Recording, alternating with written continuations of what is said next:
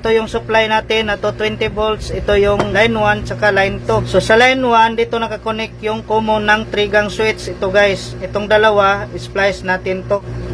Return natin na S1, papunta siya ng line 1 ng bulb. So itong dalawa guys, splice natin to. So return ng S2, papunta siya ng line 1 ng bulb 2. Ngayon i-connect natin to sa socket guys, kasi dito natin to ikabit yung pangalawang bulb natin. Itong return to, dito natin ikabit sa line 1 ng bulb.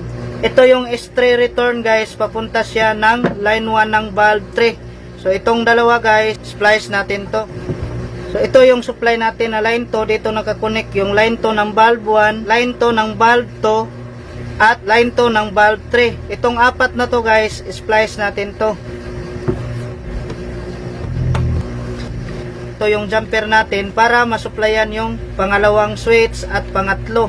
Unang switch dito natin ilagay sa butas na to. Sa switch na to guys, ito yung S1 natin, S2 at S3. So itong S1, so dito natin ilagay sa butas na to. Dito naman tayo sa return ng S2. Itong gitna, ito yung S2 natin, dito natin to i-connect sa butas na to. Next ay ito namang return ng S3, dito natin i-connect sa pangatlong switch. Ngayon, una natin yung S1. Dapat iilaw tong bulb 1 natin. Yan, umiilaw. Next ay ito namang S2 natin. Dapat iilaw tong pangalawang bulb. Next ay ito namang X3. Dapat iilaw tong pangatlong bulb natin.